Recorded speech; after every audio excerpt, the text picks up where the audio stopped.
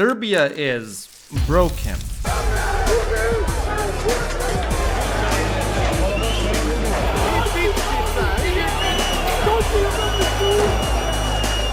And this man broke it.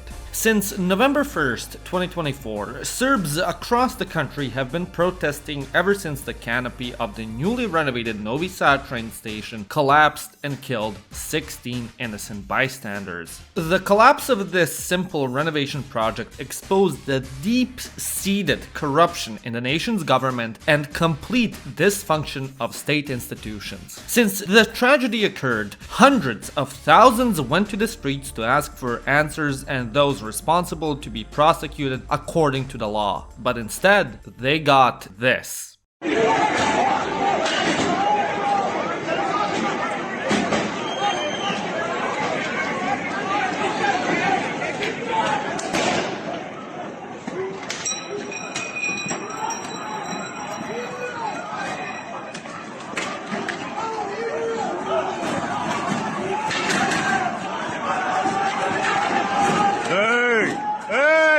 For months, Serbs have been protesting against their government, and the state-sponsored violence protesters endured from the police and undercover government functionaries. All state universities went on strike and became blockaded by the protesting students in opposition to the action committed by the government. Protests grew larger and larger, with the largest one occurring on March 15, 2025 in Belgrade, with over 275,000 people in attendance. The demonstrations grew so large that even foreign media took note. Mass anti-government student protests on the streets of Serbia following the collapse of the canopy in Novi Sad, killing 16 people. It seemed like the country was finally going to achieve change, but then silence. Just as quickly the news of what's going on in Serbia reached the world's eye, the story was just as quickly forgotten and overshadowed by larger events across the globe. Vladimir Putin claims to want a lasting peace. The chaos following an Israeli strike in western Gaza City. President Donald Trump and Russian President Vladimir Putin. Netanyahu said the attack plan remains a go. But the Serbian resistance story didn't end with just the click of a TV remote. It's still going on, and it's gotten worse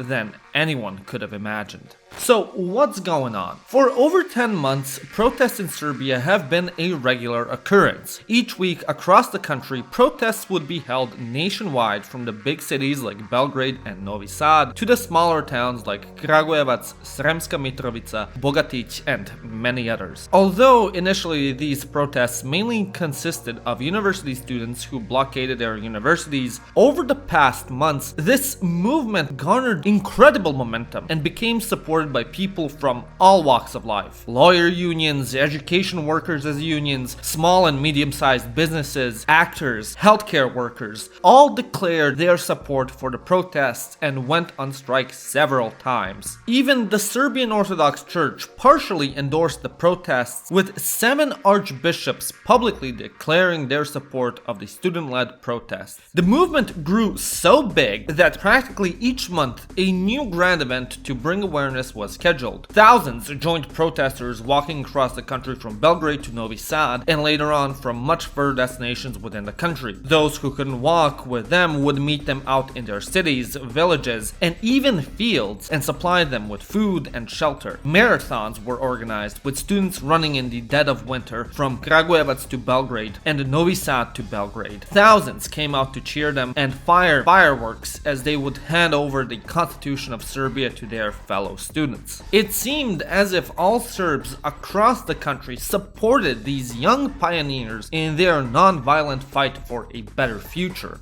All Serbs except for...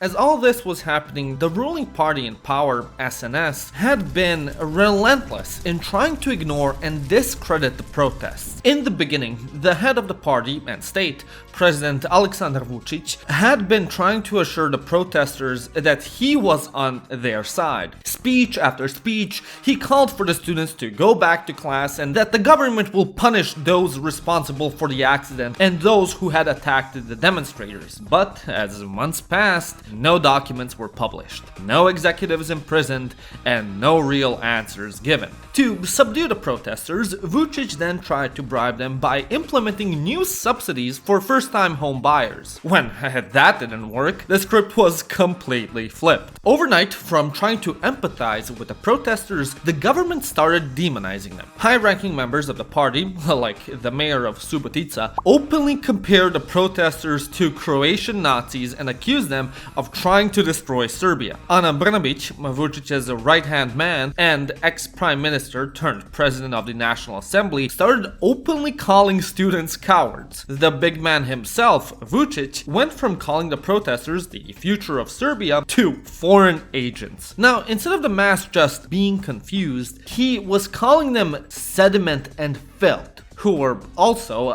foreign paid proxies that were planning to overthrow the government in a colored revolution, which the president would tell you all about in his new and upcoming book. Yes, he announced writing a book on how he beat the color revolution. All the while, protests have been growing and his ratings were plummeting. Not even Nostradamus was this bold in his predictions. In an attempt to combat the protests, the government organized several of their own counter-protests. Such was the case with the counter-protest held in Srpska Mitrovica in February 2025, when the former director of EPS, Serbia's national electricity company, got arrested for embezzling funds. SNS members were called to attend the protest. However, due to a small number of attendees, public firms, controlled mostly by SNS, pressured employees to attend or be fired. According to polling done by the Center for Research, Transparency and Accountability, 80% of Serbia's citizens supported the majority of the students' demands, which, if you haven't watched the previous videos, are these. 64% supported the protests, and 33% of those polled took part in at least one protest. Additionally, 46% answered they trust the students more than the president, and only 21% said they trusted Vucic more. The government, who for over a decade now had a complete monopoly of the media and narrative, started to get worried about this shift in public opinion. Although TV stations, newspapers, and tabloids mostly tried to ignore reporting on the protests, the movement was too big for no broadcasts to be made on the topic. When RTS, the state's official television station, reported on one of the protests held in Niš on March 1st, the government became outraged. Vucic, in one of his rallies, called the RTS reporter an imbecile. Meanwhile, government tabloids went on to call the RTS report a coup d'etat. The government was panicking. Trying to bribe people didn't work. Throwing a tantrum on national TV was also failing. Playground insults also didn't seem to do the trick. So, SNS had to take out the big guns, pay cuts. Soon after the RTS report in March, the Prime Minister announced that all professors and teachers who protested will not receive the first part of their February salary. Then further cuts were made on education workers' salaries, which ranged from 50 to 100%, with some teachers only being paid 20 euros. But instead of making everyone pack up from the streets and go back to school shopping, instead a fight broke out in parliament and some MP threw a smoke bomb. The country's farmers also got in on the action and decided to start bringing their tractors to the protests and block the streets with them, which came in quite useful as a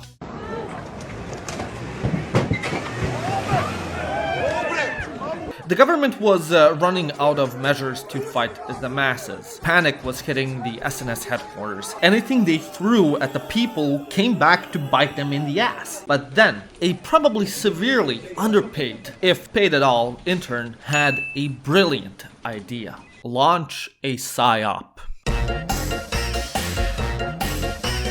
On March 7th, 2025, a group of Serbia's brightest, definitely not in their 40s and totally enrolled in university students, set up camp in front of the president's office in the Pioneers Park in Belgrade and began their protest against the blockades. Fed up with not being able to go back to class, they put up their totally not the same model of tents that definitely weren't all bought at the same place and proclaimed to the media, "We are students 2.0. We want to end the protests and go back to studying," because these brave students were standing up to the tyranny of walking across Serbia and closing off certain roads for a couple of hours each week to bring attention to 16 victims who died due to government negligence and corruption. They became natural subjects of mockery. They just they just wanted to go back to school, and that had nothing to do with the fact that the vast majority of them were also SNS members or affiliates of prominent ones. Did I mention they were definitely not 40-something-year-olds? For being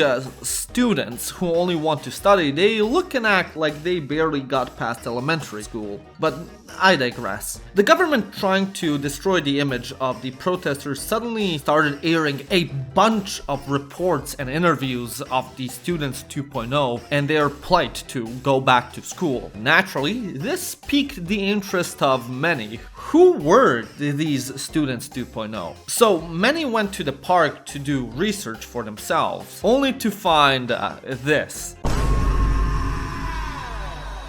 A little earlier this year, another event transpired. At one of the blockaded high schools in Novi Sad, a mysterious graffiti appeared on the school's gate. "Đaci u školu." Translated, it meant students back to school. But not really. You see, the author of the graffiti misspelled the word students, writing the letter ch instead of j, as the word for students in Serbian is đaci, not đaci, which would be the English equivalent of writing students back to school. A mistake particularly retarded, considering Serbian is a phonetic language where one letter is always one sound. This graffiti took the Serbian internet by storm. People memed the ever-loving Christ out of the misspelled graffiti that presumably tried to make fun of the protesters, but ultimately ended up being an illiterate cell phone. As such, another brilliant idea spawned. Rename the definitely real academic citizens Students 2.0 to Đaci and their Wild West settlement in Pioneers Park, Caciland. Almost as soon as it was established, Caciland became a circus,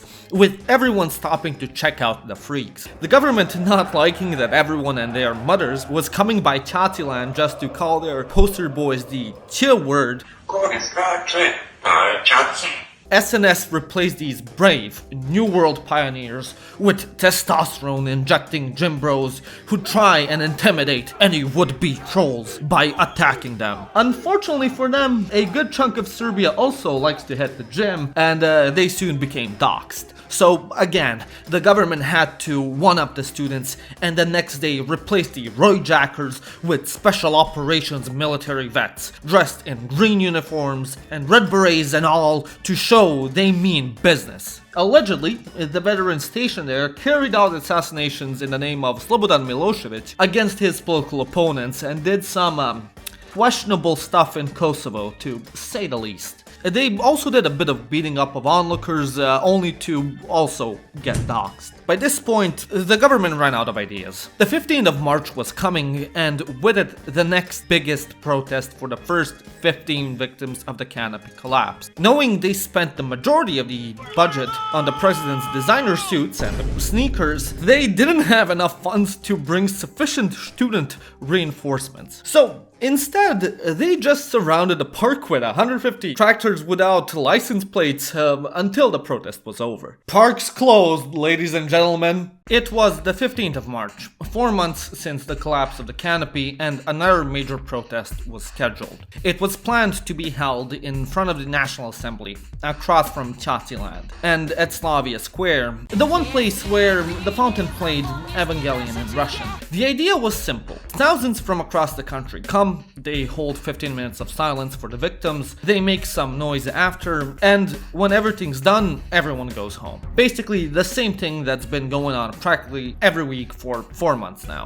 And so, the event started with people gathering at the 2 designated locations. But even though they were barricaded and safe in their fallout shelters, the Chaci felt endangered by thousands just standing there and saying nothing. So like real nationalist patriots that they were, they decided to fight people giving 15 minutes of silence to their fallen countrymen and kids by throwing bottles and stones at them, which naturally led to clashes between the students and students, with the police jumping in to protect Vucic's new settlement. At the same time in Slavia, while everyone was peacefully protesting, standing in silence, the police fired a sound cannon into the crowd, causing a stampede and panic as people felt a sharp pain and their bodies burning from its effects. Following the attack, numerous reports came out on social media and hospitals of people presenting with dizziness, arrhythmia, and hearing loss. This incident was captured on numerous recordings from the protesters, and several witnesses saw the cannon mounted on a police vehicle.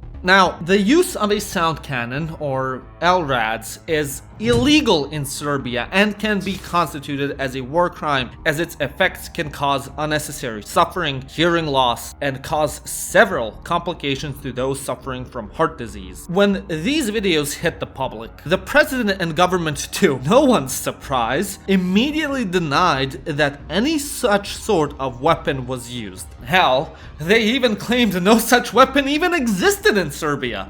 Pošto ti lažovi vole da izvuku nešto iz konteksta, rekao sam, Vortex nikad nije bio u Srbiji, koji je mnogo jači, koji je mnogo ozbiljnije oruđe.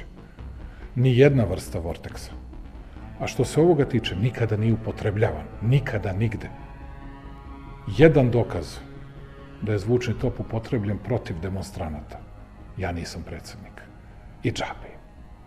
Možete se smijete koliko hoćete, možete lažete koliko hoćete, ne vredi vam. Tačka.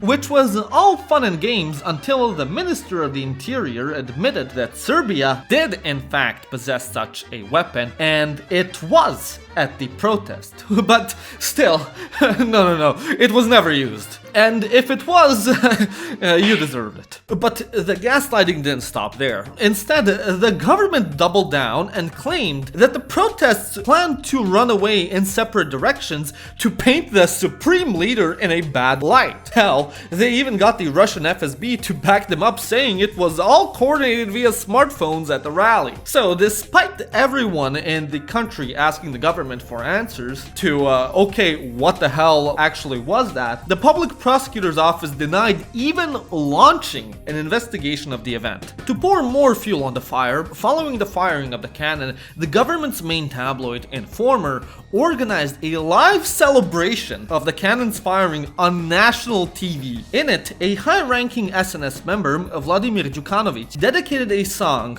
Blow Wind, Blow Through the Liver. To say that the people were outraged would be an understatement. Many more protests sprang up throughout the country, now also demanding for the list of people treated for symptoms relating to the LRAD following its use. SNS party members became targets. If they were seen in public, they'd be spat on, have eggs thrown at them, and in classic Balkan fashion called some sort of slur. Things got so bad that an SNS meeting in Niš had to be cancelled as protesters kept throwing eggs and water at the functionaries that would be present. I mean, hell, Halloween came earlier to Serbia as even the businesses of SNS members got egged. But as protesters increased their backlash, so did the government forces. Students started getting increasingly more attacked by masked hooligans. Government tabloids started publishing more names of student protesters, and the dean of Nish's faculty of philosophy even got attacked by a knife-wielding government sympathizer. During the marches and street blockades,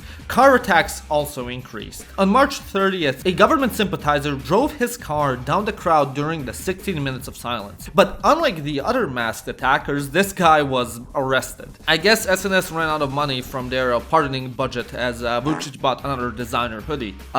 Speaking of Vucic, after the dean was hospitalized for getting stabbed, he called her a criminal he pardoned and compared her injuries to that of a cut you get from cutting vegetables. I think only in these past couple of years have I gained the ability empathy. I just can't help myself but feel for other people's pain and suffering now. Things were getting bad in the country. It seemed that every month the government was just throwing more gasoline onto the dumpster fire, which by this point was getting out of control. So the students gathered together and thought, okay, who always comes to intervene anytime some bullshit occurs in the Balkans? The West! But, where are they? I don't know, probably making tethered bottle caps. Well, I guess we should go and get them. I guess so. And so, on April 3rd, 80 students from Serbia jumped on their bikes, grabbed their passports, and embarked on a 1,300-kilometer journey by bike to Strasbourg, France, the headquarters of the EU Parliament. For 12 days, they biked through several countries, being met by the locals and diaspora who'd supply them with food and supplies. Finally, on the 15th, they arrived and were welcomed by the EU Commission, the Parliament, and several EU human rights organizations. They told them in haste about the tragedy that was going on in Serbia and the absolute misuse of the government's power by the president, the violence they had to endure, the insults they were getting from the government, and most importantly, the absolutely horrible fashion sense the president had. To which Ursula von der Leyen gasped in shock. The parliament all came into a group hug and told the students, "Have no fear, we will look into it."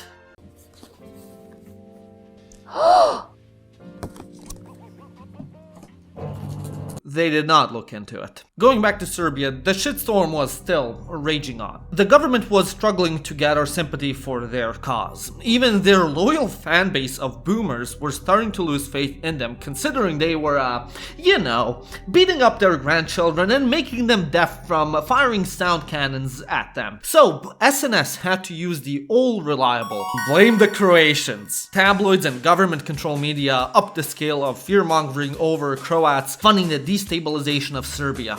Article after article came out about some grand secret Ustasha movement planning the demise of Serbia and sending their agents to stand 16 minutes in silence on the streets of Belgrade. The Ministry of the Interior also got in on the action and started deporting Croatian nationals out of the country due to security reasons. In April, about 16 Croatians with permanent residence in the country were declared threats to national security and booted out. Several of these were married to Serbian citizens and had children with them. At the border, the police then gave them bottles of rakia with a note, "Send our regards to the Croatian Security and Intelligence Agency," taped on them. It was clear that the media was being a huge problem. So, on April 14th, a mass protest was held in front of the country's two national TV stations, RTS and RTV. The stations refused to report about the Strasbourg tour and generally ignored most of the protests going on. The plan was simple. Stand in front, don't let anyone in, demand a change of leadership of the Regulatory Authority for Electronic Media. But the government found one chink in their armor. They just moved the center of transmission from Belgrade to Šid. Vucic was still pretty pissed off about the whole situation. He went on his main tabloid Informer and said, Plašim se da je u meni, u mojoj glavi se počelo se pojavljuje to nešto loše, a to je kako da vratim svim ljudima koji su toliko zla naneli meni, porodici, moje deci i svima. I to sebi, borim se protiv toga svakoga dana. At the end of April, another protest was planned, working out in front of the Faculty of Sports. The dean of the school didn't like the youth of Serbia trying to stay active, so he tried to break them apart and enter the school. Being told to get lost, boomer, his ego was bruised. So, naturally, he came back with a unit of the riot police, who then proceeded to push back the students in full riot gear. But considering the students were in far better condition than them, they were used to exercising after all, they failed. So like the macho men they were, they took out their pepper spray and seasoned the protesters. But just as they thought they finally got the best of the students, the next day the med students joined their colleagues, making the infiltration to the university ultimately unsuccessful, which prompted Vucic to have another public meltdown. As fun as it was to watch the president have mental breakdowns on national TV and humiliate the police, this shit was getting old at this point. The government clearly didn't want to put an end to all this by simply just publishing the documents over the train station renovation. So the people came up with a new idea. Alright, if this government wasn't going to do it, we'll elect a new government. And so, with the beginning of May, calls for early parliamentary elections started to be heard. The students, having no leaders, would decide to elect their candidates via the student plenums, which would later be vetted by each faculty so everyone could get in agreement on who they wanted representing them. Seemed like a good plan. So more protests were organized in which they'd call for early elections. But even though the majority of the country supported this, there was someone they forgot to ask.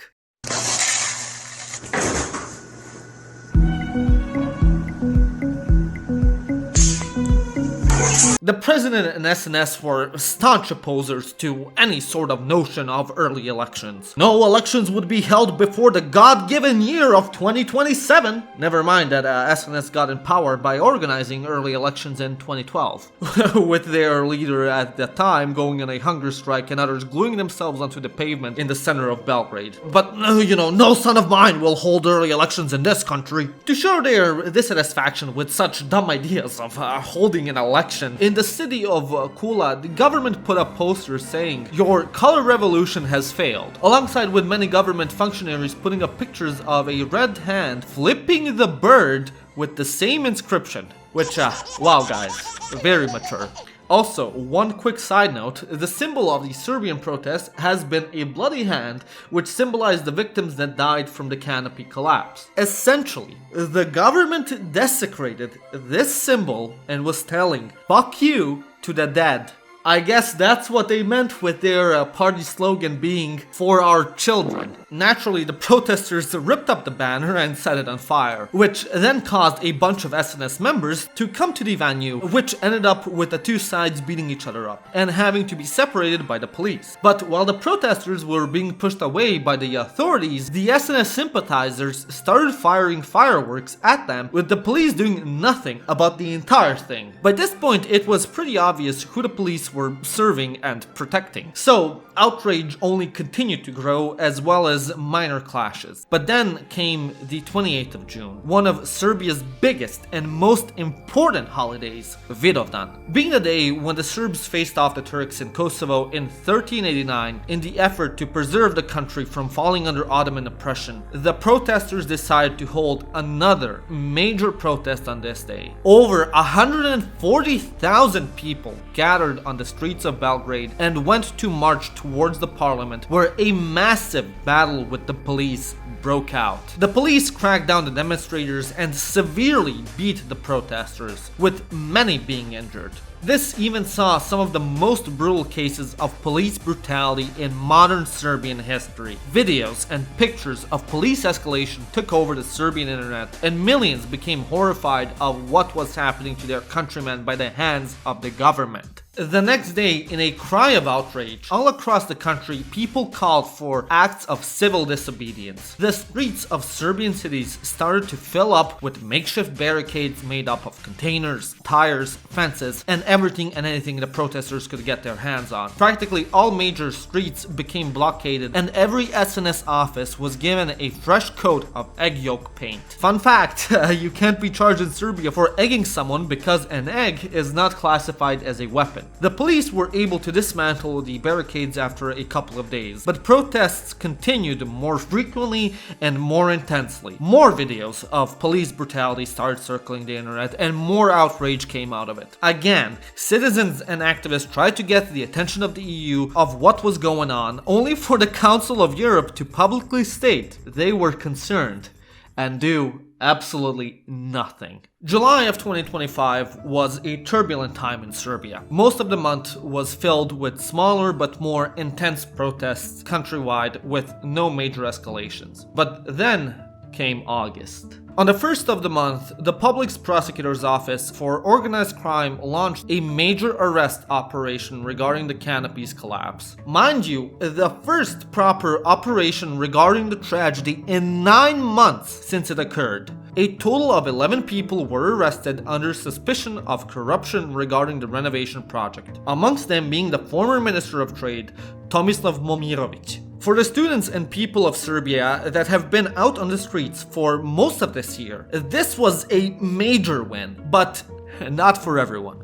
Can you guess who? That's right, Vucic! Immediately after the arrests were made, the dear supreme leader of Serbia went yet again onto national television with a special broadcast in which he called the arrests selective justice and accused the prosecutor's office of collaborating with certain Europeans, which was really ironic considering his whole election shtick was joining the EU and those same Europeans not doing anything while he was beating the ever-loving Christ out of his citizens. But hey, if you can't blame the Jews, go for the second best thing. Protests continued with more erupting throughout Vojvodina, most notably in the cities of Vrbas and Bačka Palanka. When the regular protesters would come out to voice their discontent, they were met with counter-protesting SNS sympathizers who went on to throw bottles, rocks, and fireworks at them. Brawls sprouted yet again from these events, to which the police intervened. But again, they would only hold off the anti-government protesters, all the while the SNS sympathizers would continue to fire pyrotechnics at them. Not a single police officer intervened nor arrested any of the people who were firing at the protesters. Footage from these protests hit the interwebs, which became even more damning. Not only were these counter-protesters firing fireworks at the students, but many were also attacking them with iron pipes and makeshift weapons. And again, not a single police officer did anything about it. Hell, the police would if anything beat the regular protesters alongside them. This hit a nerve like never before. For 2 days, between the 14th and 16th of August, Serbia went up in flames. Tens of thousands of people hit the streets and went on a destruction spree, smashing every single SNS office in sight, destroying practically everything in them. Police tried to intervene, but the protesters put up fierce resistance. Ultimately, the authorities were able to prevail upon the protesters by firing tear gas and using more than excessive violence. Things got so bad, in fact, that an elite military police unit of Cobras was dispatched and overwhelmed so much by the protesters that one of their leaders had to fire a live round to deter the protesters from kicking their teeth in. While in Belgrade and Novi Sad, the police were struggling to subdue the protesters, in Valjevo, the police went on an incredibly brutal civilian crackdown. Dozens of people were dragged out from their cars, stores, buildings, and severely beaten in public. And after they were lying on the ground motionless, the police would continue to beat them. The city's hospital overall officially reported it was treating around 60 people as a result of the raid, including several minors. A female student was also beaten, had her head slammed against the wall, and threatened with sexual assault by one of the police officers who held her on the ground for hours. Again, videos of this police brutality started circulating the internet, and even more people became outraged. The government, facing these accusations, again tried to gaslight the people by claiming no minors were harmed, even though there was damning video evidence proving the opposite. Hearing this response, the people razed the main SNS office in Valjevo to the ground and set fire to the municipal and judicial buildings. And then, nothing.